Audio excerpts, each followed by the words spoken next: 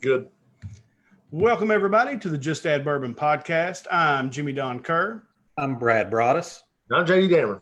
And it is another beautiful Sunday evening here in the hills of Eastern Kentucky. And for the last couple of weeks, we haven't done our normal show because we've had the opportunity to sit down with some of our state representatives. And we are glad to have this evening the senator actually here for our area, Mr. Phillip Wheeler. Mr. Wheeler is the state senator for the 31st District, which covers Elliott, Lawrence, Martin, Morgan, and Pike counties. Senator Wheeler, thanks for coming on with us. Well, thank you for having me, Jimmy. I'm glad to be here. So we always kind of start these interviews with a little background. So just kind of tell us a little bit about your roots and where you came from. Well, I'm a native Eastern Kentuckian. I grew up here in Pike County, went to the Pikeville Independent School System. I graduated high school in 1996, and following high school, I attended university at Transylvania University in Lexington, Kentucky. After I finished college, I actually taught English in Germany for a year on a Fulbright scholarship. And once I had completed that, I returned to University of Kentucky College of Law and graduated from law school in 2004 and actually hooked up with a native Martin County, John Kirk, and worked with him in his Paintsville and Inez offices for a little bit before he opened up an office in Pikeville, and I've managed that since 2004. So still going strong. So when did you actually, when were you elected state senator? I was elected state senator in March 5th of 2019. It was a special election to replace Ray Jones, who had been elected Pike County Judge Executive in November of 2018. So it was a special election, and the first Republican to represent the district in 66 years. Oh, wow. Wow. Or yeah. at least like.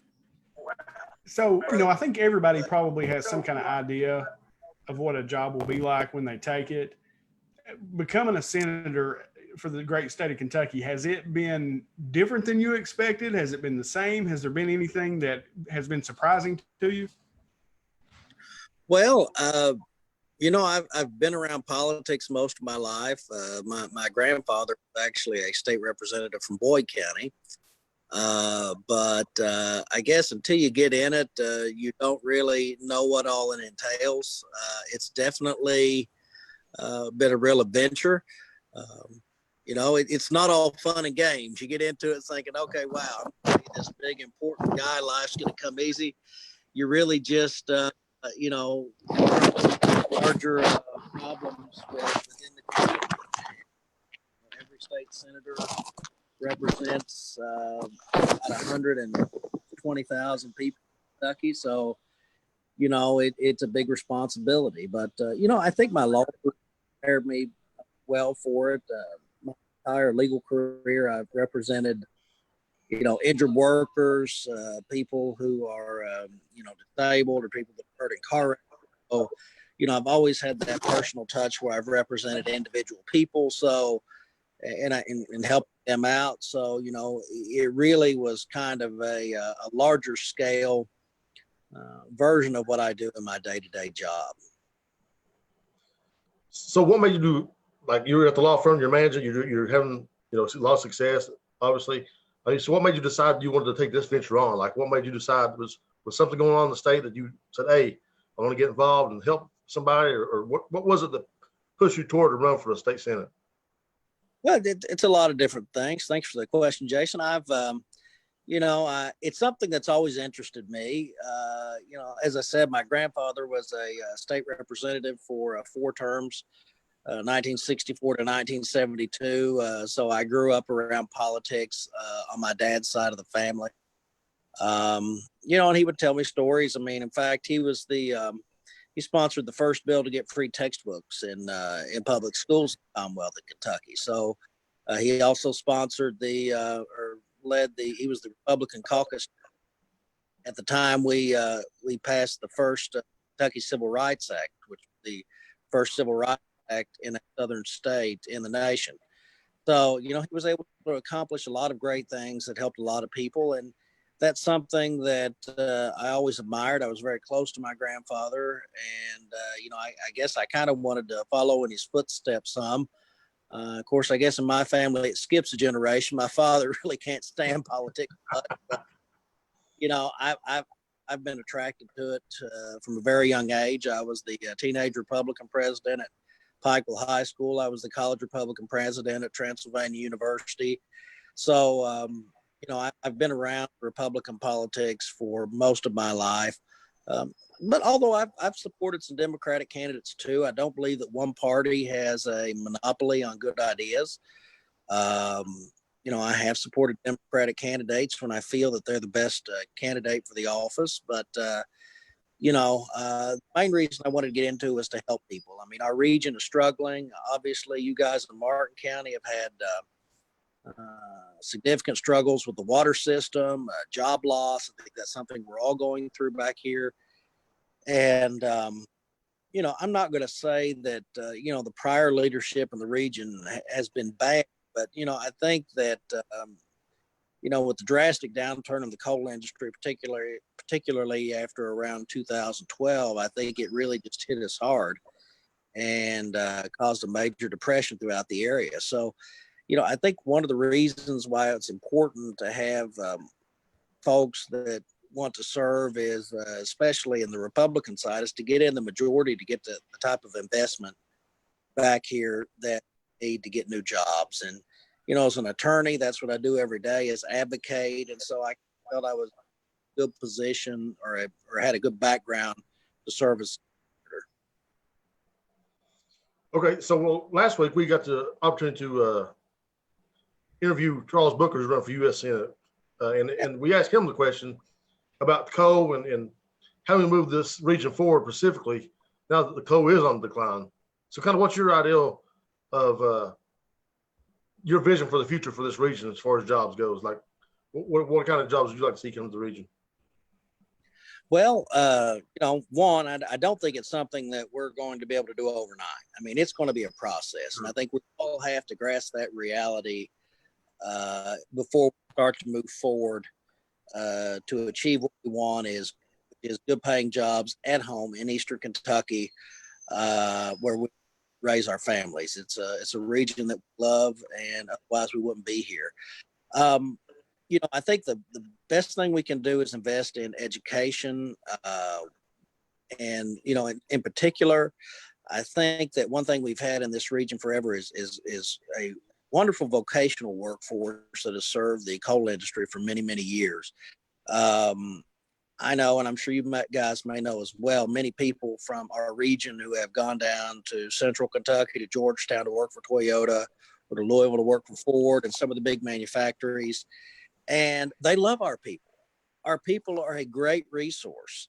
They're smart and they're really good with their hands. And a lot of these former coal miners, I mean, they're creative. I mean, they have to be in the environment that they work in. And, but why is it that they have to leave to get a job? I think that's the main problem. Now, as far as creating in this area, I think one of the things that, maybe we have done in the past, which I think has been successful, is we've tried to get these huge, enormous investments and factories like Interblue. One, I'd love to have a factory like that, but I think that to some degree that we focus so hard on getting those major players that we don't look at maybe some smaller feeder type industries for parts and things like that, where they would have good paying jobs and would enable us to essentially become part of the supply chain. One concept that, I've been talking, it's still in the concept phase, but the Appropriations Committee Chairman, Senator Chris McDaniel, and I've been going about is, right now they have a labor shortage in Northern Kentucky. Northern Kentucky is booming. They have Amazon, the Cincinnati airport. I mean, it's a major shipping hub. They have labor shortage. Well, Chris was like, I get it, Phil. I've said some things about Eastern Kentucky. past, and I kind of regret those. You all love where you live. I said, yes, Chris, we really do. He said, well, let me talk about a concept I've been thinking about. You know, they want us to bring all these immigrant labor in, or people from other states to work. Let me talk about this concept with you. What if we ran a fleet of buses from multiple locations throughout Eastern Kentucky and allowed people to go up to Northern Kentucky, work for, say, 3 12-hour shifts, a 3-day shift. The companies will put them up. Then we take them back home, but the occupational tax revenue will be split between the employing county and the home county, so that there would be a needed capital flow into our home area, which we desperately need. I mean, we know all these county governments are struggling. And yet at the same time, once these companies saw how well our workers were performing, you know, this would encourage them to possibly build this type of feeder operations in Eastern Kentucky. I mean, you know, I think Hal Rogers, you know, I was there last year when he announced a partnership between Big Sandy Community and Technical College and the regional airport in Martin County, where they were going to, you know, expand the runway into a training program for aircraft service. I mean, you know, that you know, air shipment is a major thing nowadays, and those are great $75,000, $80,000, $90,000 a year jobs that, you know, we could be performing right here in Eastern Kentucky. I mean, I guess in Martin County, you recently have had Boxvana opened up there. I was really pleased about that. I talked to Judge Davis a couple of weeks ago, and the I guess manager up there at that factory. In fact, they called me. They were having a little bit of trouble getting some of their technical services getting hooked up there. So I made a couple calls. I'm trying to help them out on that, because obviously a good internet infrastructure is very important for the 21st century economy. That's one thing we're lacking, but, you know, that is one thing that the General Assembly is investing in. You know, it's got off to a somewhat rough start, but, you know, Kentucky Wired is soon going to come. The first ring is getting ready to come on board. I think we're finally seeing some progress there. And once we have that internet superhighway in Eastern Kentucky, I think we're going to be a much more attractive region for, you know, the digital economy and creating jobs here.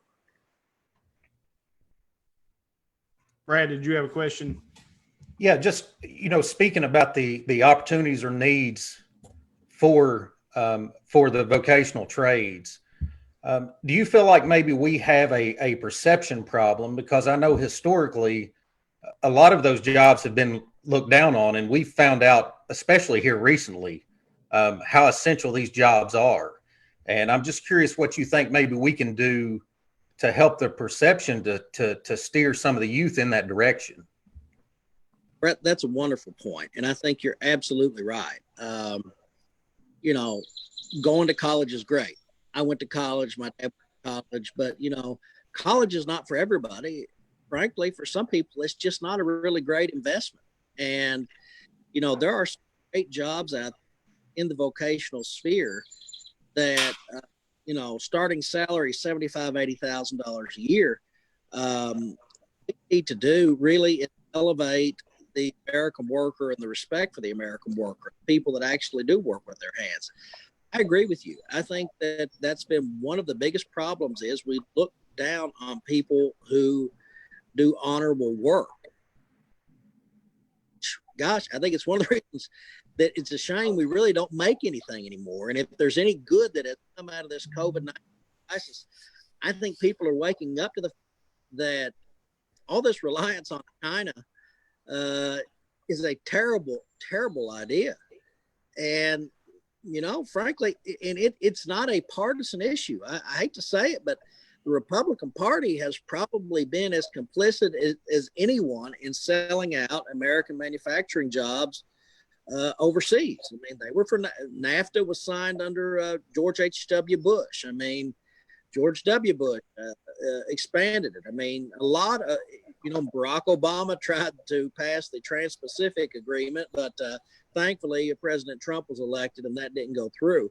I mean, selling out the American worker until President Trump has come along has been, frankly, a bipartisan agenda, one that I do not agree with. We need to employ American, we need to buy American, and we need to train those Americans to manufacture the things that we need.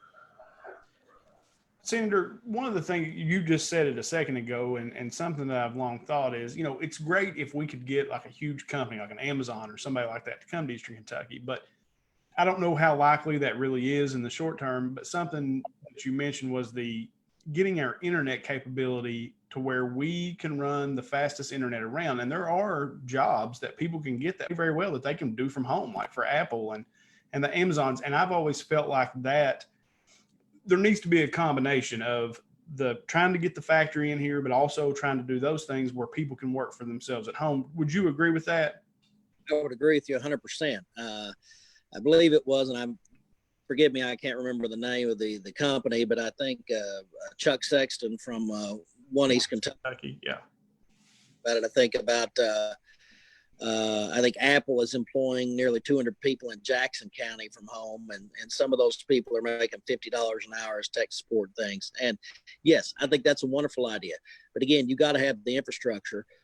One thing that Jackson County, I think Morgan County, and I believe even Elliott County participated in was actually during the stimulus spending under Obama in 2008, 2009, they took out a loan to build a really great internet co-op and telephone co-op that has some of the best speeds and the best internet in the Commonwealth of Kentucky. I wish more areas had taken advantage of that at the time. But, Congressman Rogers and the General Assembly have signed on to Kentucky Wired. I think that it is finally starting to bear some fruit. Granted, it's been a lot more difficult road and a lot more expensive than we initially hoped. But I think I see some light at the end of the tunnel, and that this will be something that really is going to be a game changer in Eastern Kentucky. Great, JD. So just to follow up with that, with the Kentucky Wire question, I think that's a great idea. So what's been the obstacle that's kept it from being come so far at least? Like why are we so far behind everybody else in the state, I guess is the question.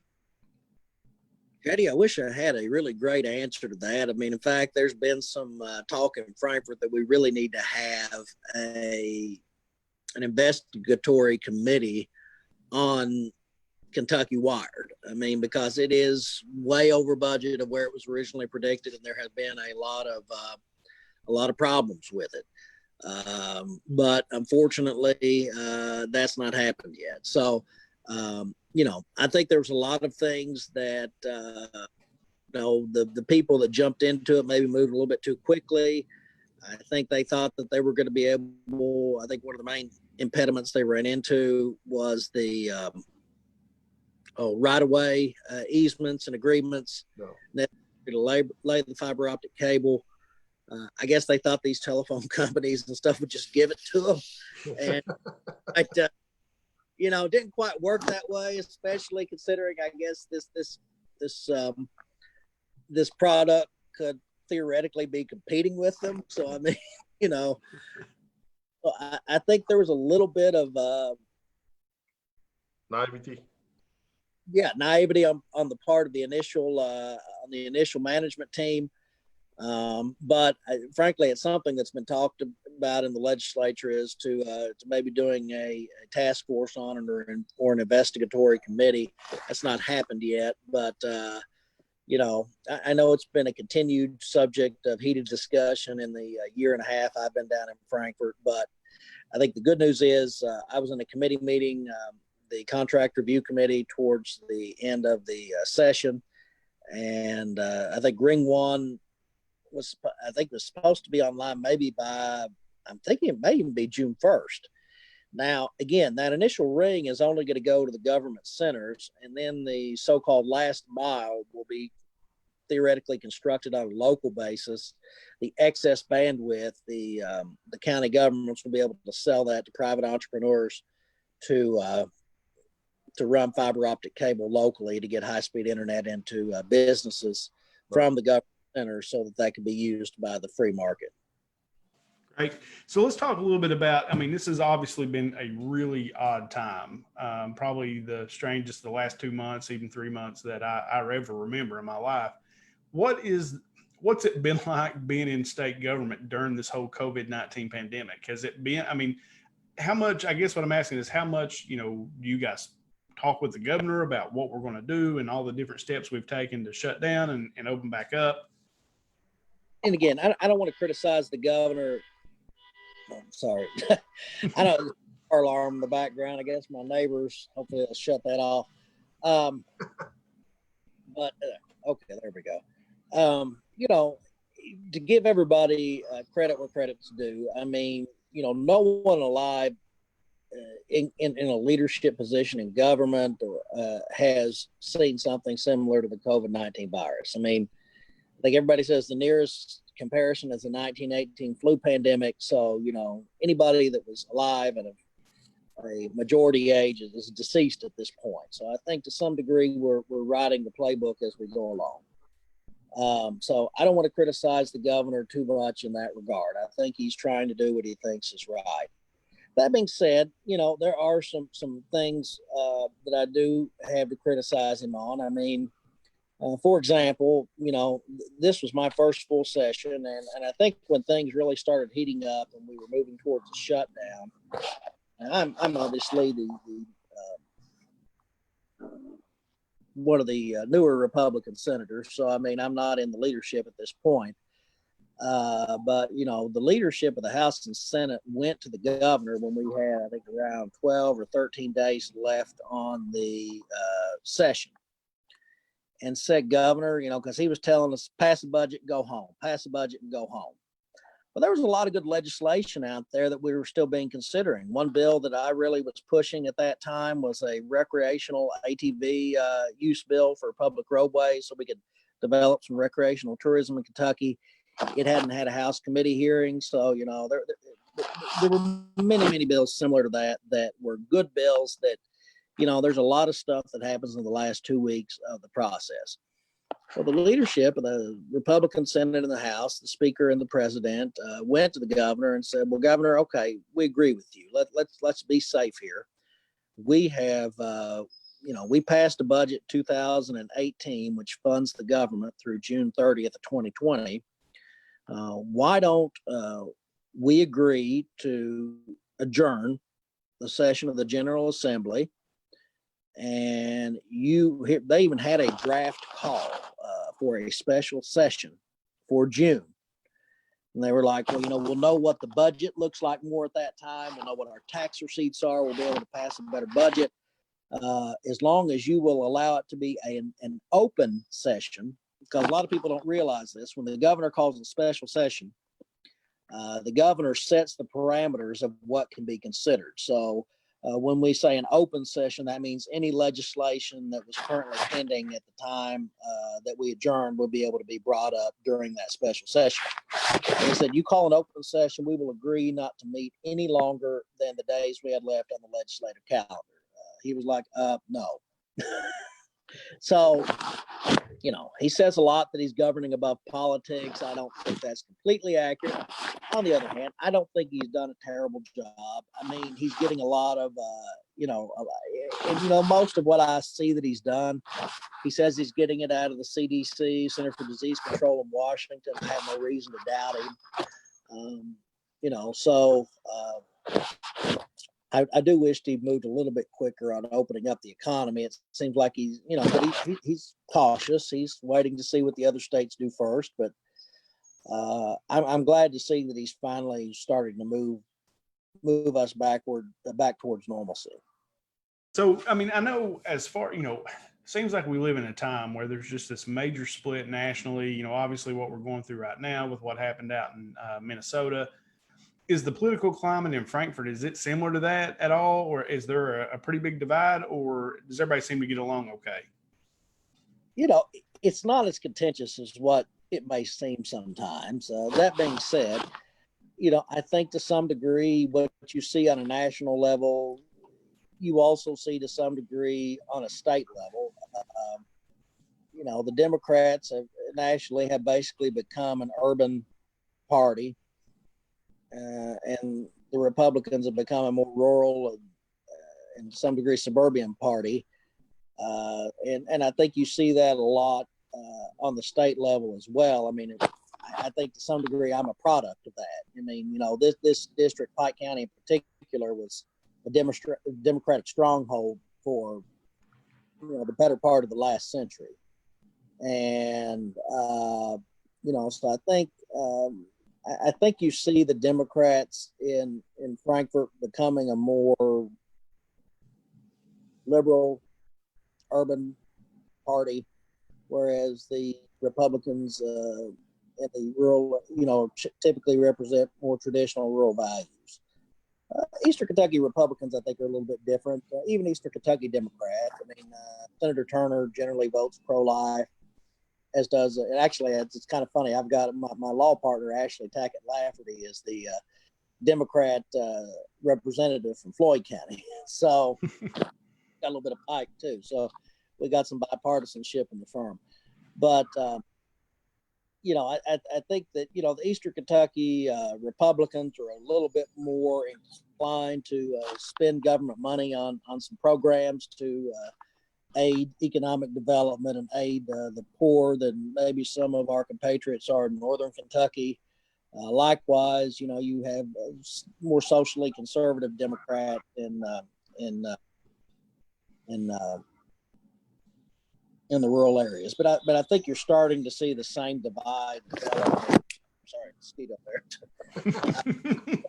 See the same divide really in Frankfort that you see in Washington. You know, in fact, I mean, I don't know how much they're even, you know, as I understanding, at least from what I've read, you know, on the paper, I don't have any inside baseball on this, but, you know, for the most part, it seems like the Democrats are, you know, when they're going to focus on suburban and urban races as far as, you know, trying to, you know, pick up seats in the fall. JD. So one of the big issues that I have, I'm a little more liberal than the other two guys on the show, and we all kick around ideals here, and that's kind of what we do. But one of the ideals I think that we all, unless I'm mistaken, we would like to see legalization of marijuana. And I don't know where you're at on that. I kind of looked at your record a little bit. Should I see where you was? I would yes vote on that. I'll be honest, it never got to a vote in the Senate. It got through the House. Mm-hmm. It was polled in our caucus, and I actually checked my Facebook page. I indicated support for medical marijuana. Okay. I don't have a problem with it. You know, there's some of my colleagues that do. Yeah. You know, frankly, I think but for the session, you know, kind of getting off the rails at the end of the COVID crisis, I think that we could have possibly gotten that through the Senate. In fact, the week before they decided to cut the session short, so to speak, I mean, we there was about 8 or 9 legislative days that we did not meet.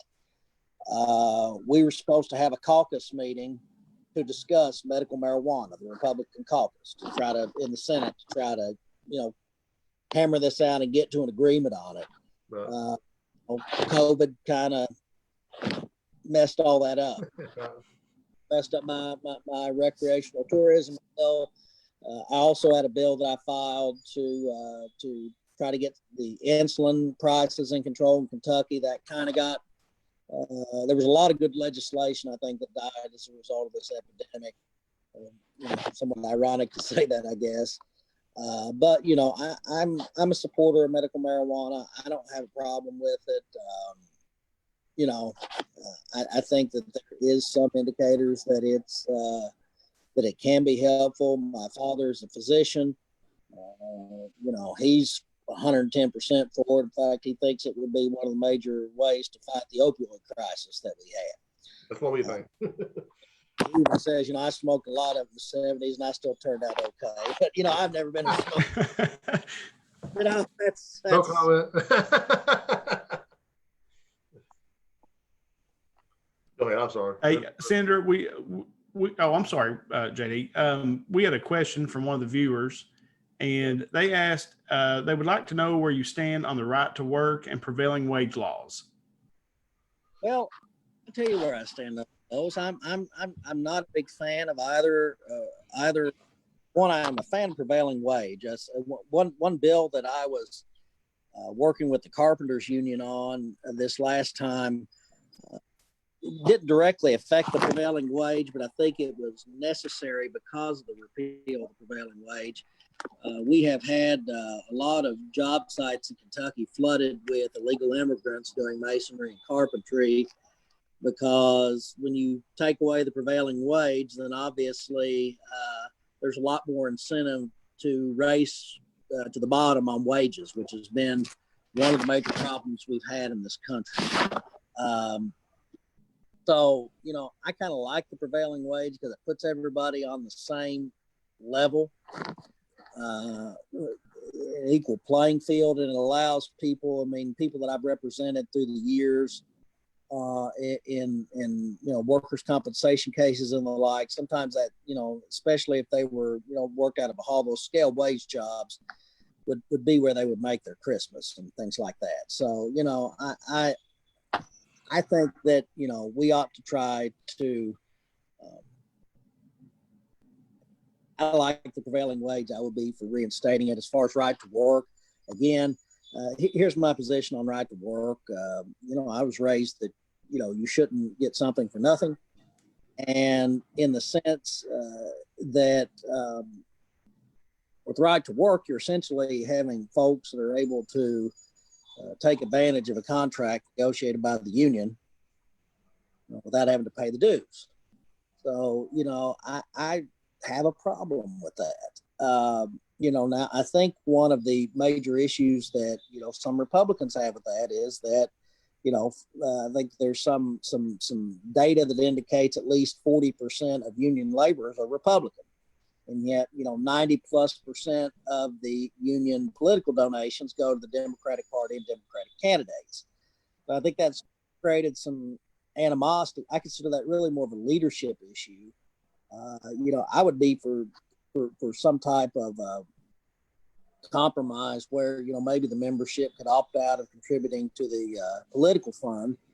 But I do believe, at least as far as the, if they want to have the union represent them in negotiations and obtain the benefits of that, I think they should contribute. Makes sense. Brad, did you have a question?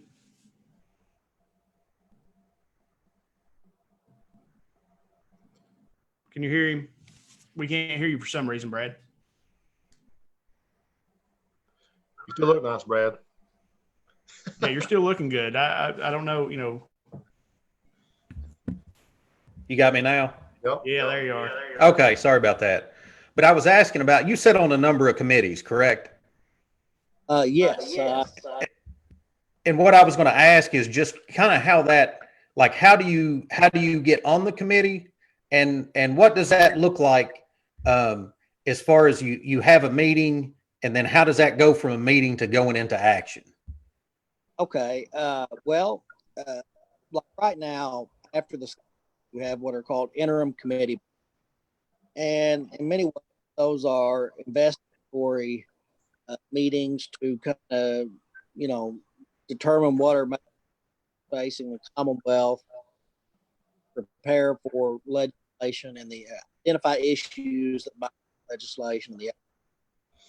So, right now, first committee meetings coming week in Frankfurt, and I've gotten some memos that a lot concern and the government's response, as you might imagine. But yes, I sit on the Appropriations and Revenue Committee. That committee is responsible for writing Kentucky's budget.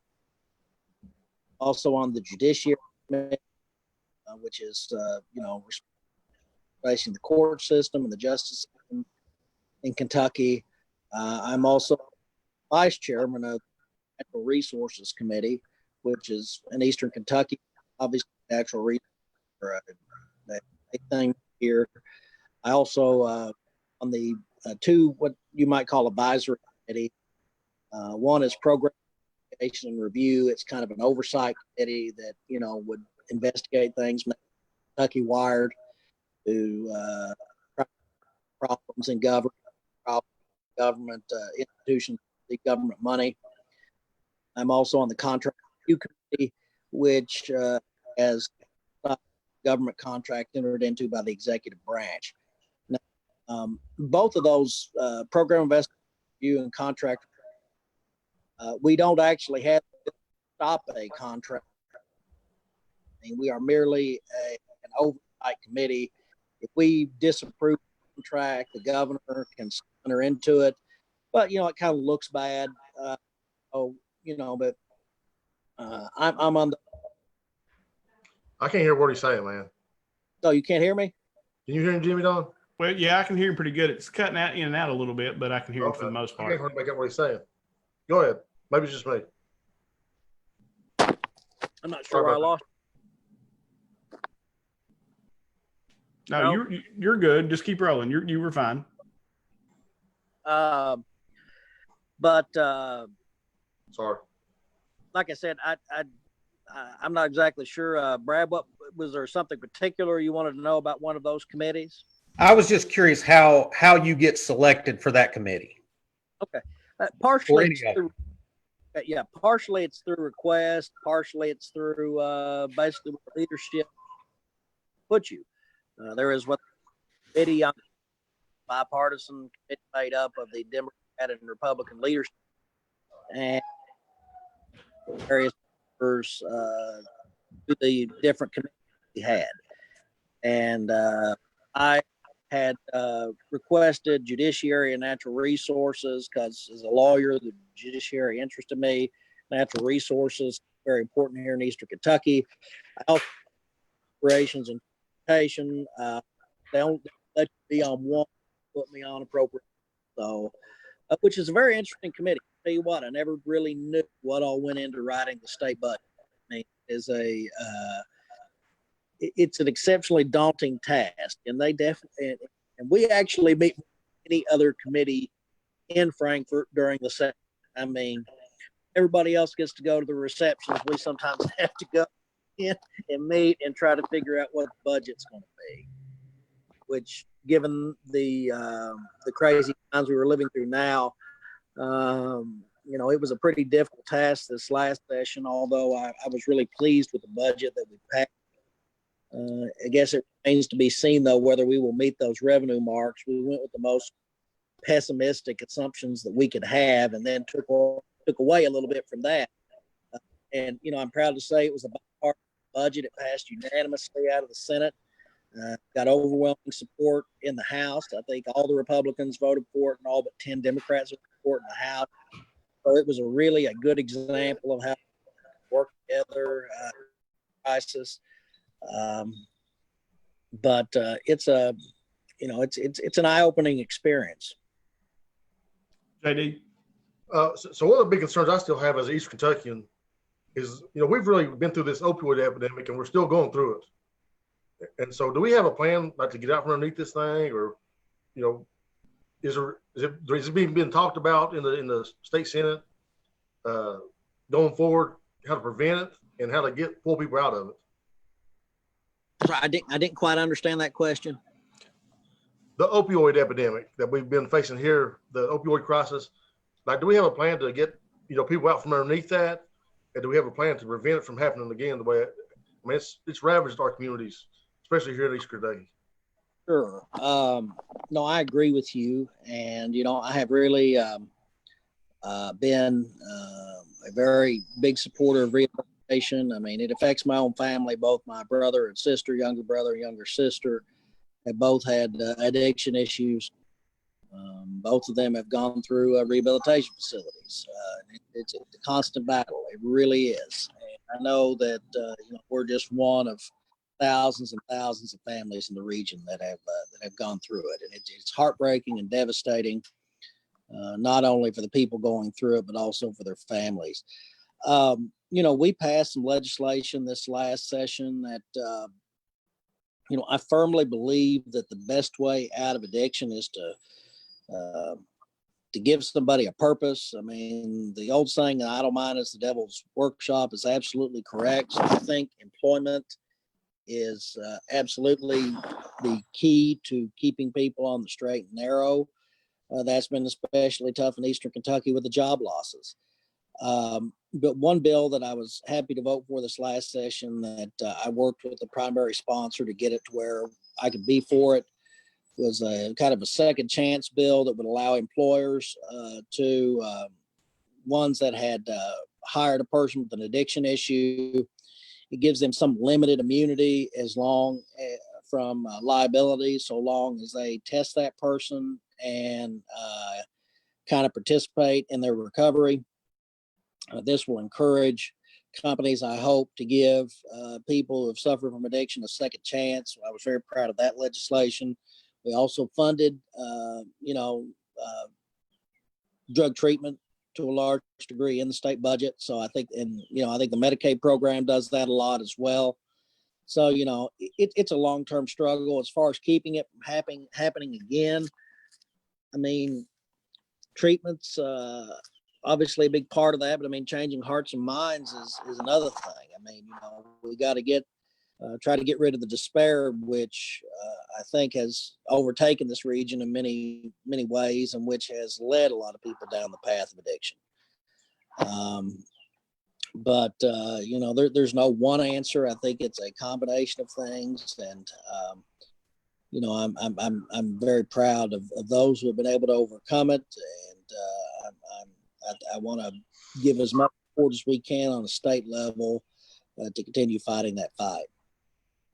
So one more kind of policy question, then I got maybe a couple of fun questions for us to do. One of the, with the budget shortfalls that we have, one of the things that's been talked about is sports gambling. And you'll have, some people for, some people against, but we already have horse racing. That's usually the argument is we already have horse racing that we gamble on. Where do you stand on the gambling? Well, I'm against a full-blown open casinos. I really don't want to turn Kentucky into Vegas. I don't like that idea. Sports wagering, I'm receptive to for the reasons that you mentioned. I mean, I don't think it's going to be the saving grace of our budgetary woes. Okay. On the other hand, I've seen some pretty compelling, as a jurist, I've seen some pretty compelling arguments, legal articles that it may be legal already given the U.S. Supreme Court's decision on the matter. So as far as that's concerned, if people are going to be doing it, then, why not make some revenue on it and use that towards certain things that we need? Do I believe that, but again, it's just another, if we do pass it, it's just going to be another tool in the toolbox. It's not going to solve our ultimate budgetary woes. Neither will full-blown casino gambling, despite what the governor and his father before him seem to believe. Right. Okay. That makes sense. No, that's good. All right. So one other thing I did want to bring up before we get into the other questions is something we were kind of talking a little bit about before we came live. And you said you were on a Zoom call and you guys were talking about mail-in voting. And that has been, obviously that's been a big thing. The president's tweeting about it. They're talking about it in California. So how would that look in Kentucky as far as mail-in voting, and any concerns for that? One, I probably used a poor terminology by calling it mail-in voting. I guess it's Secretary Adams is probably ready to jump through the phone and strangle me for even using that again after we just got off that call. But I think he prefers expanded absentee balloting. And, I'm kind of okay for this primary, given that we're still in the midst of a pandemic. Okay. And it is not a West Coast mail-in balloting system a la California or Oregon or any of those very democratic states. In those states, anybody that is on the voter rolls gets a ballot mailed to them. Okay. There's no verification. There's no safeguards, and they just get a ballot mailed to them, and which enables ballot harvesting and other fraudulent efforts, which I think we definitely want no part in Kentucky. The system that the Secretary of State Michael Adams and the governor came up with, I think, is a reasonable alternative. It's going to be a no excuse absentee voting. So normally, in order to vote absentee, you have to sign an affidavit saying that there's some reason why you can't go to the polls. Either you're ill or you're not going to be in town or something like that. So it's no excuse absentee voting. But there will also be live in-person voting on election day. Obviously, a lot more limited than what you would ordinarily have. But one of the issues we have is we had a crisis in finding poll workers before the pandemic. Now it is, almost impossible. Average age of a poll worker prior to, I think in the last election was 60. Why young people aren't stepping up to the plate, I don't know. The pay's not even that bad. I think they've upped it to about $120 a day. So I mean, it's not that bad. But the absentee balloting system that the Secretary of State has come up with, I think, has a lot of safeguards to make sure there will be no fraud. Obviously, you get online. You have to request the absentee ballot. The application is, or you request the application. The application is then sent to you. You sign the application, fill the application out, give them a copy of your voter ID, mail that back in, and only after you have done that do you get your actual ballot to submit. And so, in fact, Secretary Adams said multiple times during that phone call, my system is much stricter than the system used in many other Republican states. So he's a guy that ran on cleaning up our voter rolls and protecting the integrity of our elections. I supported him from day one. I've known one of his chief assistants, David Harris, has been a friend of mine for almost 15, 16 years. So he's got some great people working for him. I think that, when he says this is a system that, protects the integrity of our elections, yet meets the needs of our time, I trust him and believe him. During that conversation, it was also brought up by one of the participants that, okay, if we do this during the primary, it's not going to be that big of a deal. I mean, the presidential election's kind of already decided. There's not going to be a whole lot of major elections decided on this primary. I don't have a problem with it now, but I would have a problem with it in November was the point. And actually, I was pleased because I feel the same way. I was pleased to hear Secretary Adams say the exact same thing, that, his full intention is that this is going to be a limited experiment to meet the needs of the time, but his intention is to return elections to a degree of normalcy in the fall with in-person voting. Cool. Thank you. JD. Well, just kind of a follow-up. What if this thing, reignites, like some people are expecting it to do? Is the mail-in voting then going to, we're going to have to turn to that? Do we have contingency? Well, I think that's, I think Secretary Adams said, obviously he wants to get back to normal, but, we're going to look and see what the situation on the ground is. I mean, if anything, he's kind of the general in charge of our elections. And I think got to look at what the situation on the ground is. And if, come November, I guess we're in the midst of a pandemic with, 200,000 or 300,000 more deaths. I can see it's possible that we would use the system again, but his intention and his desire is not to do so, as is mine. So, all right, a couple of questions, and then we'll let you get out of here. And once again, we appreciate you coming on with us. First is, it's my understanding that you've been chosen as a delegate to represent Kentucky at the RNC convention. Is that correct? Well, alternate delegate, but or yes. Okay. So yeah. If something happens that the convention, because I know North Carolina, I guess it's still up in the air, right? If the convention can be had there. If something happened that it couldn't be there, where would you like to see it?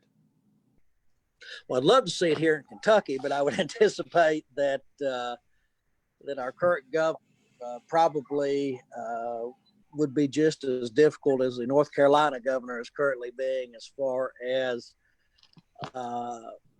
accommodating President Trump's requests. But I would like to see it in a southern state, maybe Tennessee, I think they have started opening up their economy in a pretty big way, and it's been successful. Georgia would be another one. And then I think it's my understanding that Texas says that they would love to see us all again. JD, do you have another question? It's a pretty hard-hitting question. Like, people don't know this out there, but the Just Add Bourbon podcast has got a major riff in it ever since we did our Disney Channel movie brackets. So I got to ask you, do you take Aladdin or Little Mermaid?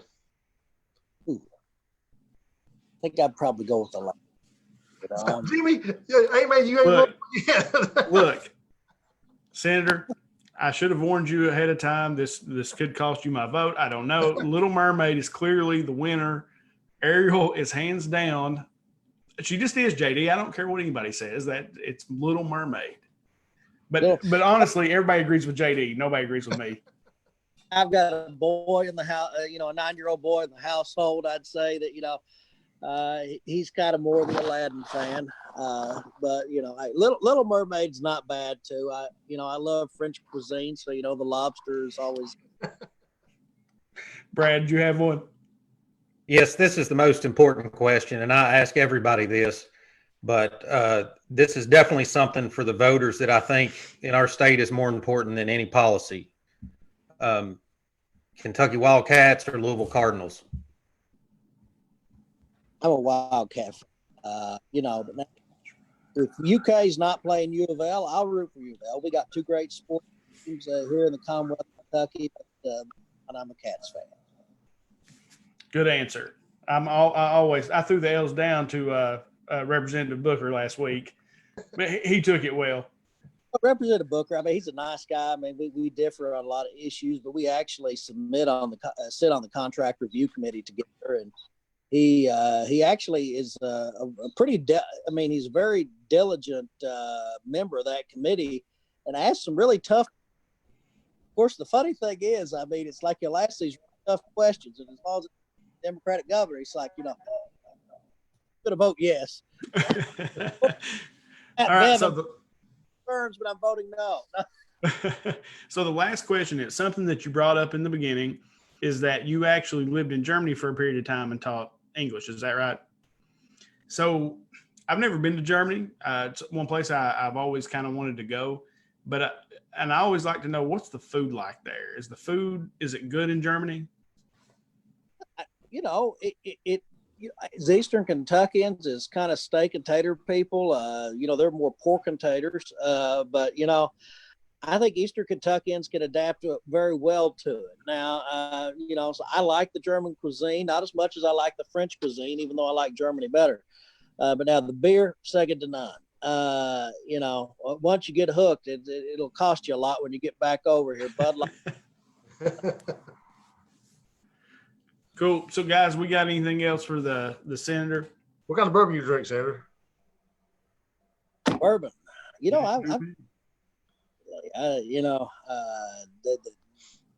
like Weller? Oh yeah, I can hear you. Wellers, yeah, okay, yeah.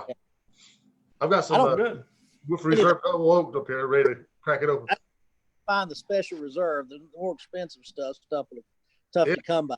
The Special Reserve is not too hard to get. Cool. Senator, we really appreciate you sitting down with us tonight. I've really enjoyed the conversation. Hopefully you have too. And, what the election is when? June 23rd? June 23rd. I don't have a primary opponent, so I'm lucky that you're good. So you get to go on to November. I guess I will be facing either Mr. Glenn Hammond or Mr. Scott Sykes.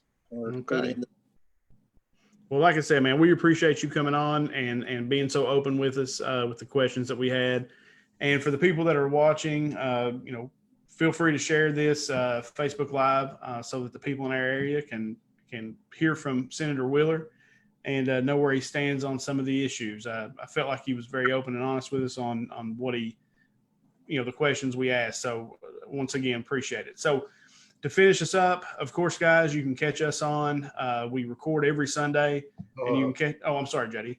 Hey, Senator Wheeler, you want to tell people where they can find out about you? Put your social media stuff out there. Yeah. I've got a Facebook page, Phillip Wheeler, State Senator, and also You can also go, I webpage. I need to update it a little bit. It's not barely been touched much since the last election. Wheeler, so you can check there as well. It's got some of my basic that have not changed. But yeah, my Facebook page is generally where you can get the most updated information. I usually post every day. So if you want to find anything else, questions, I'm pretty good to respond. Cool. All right, man. Well, once again, we thank you. So guys, of course, you can check us out on Podbean. That's where we launched the podcast from. That goes also to iTunes, to Spotify, and then of course YouTube, Facebook, Instagram, Twitter. You can find us on all those platforms. And as we always end our show, from myself, from JD, from Brad, and today, Senator Wheeler, no matter how bad your week's been, no matter how bad your day's going, if you just add bourbon, it always gets a little bit better. Thanks for tuning in, guys.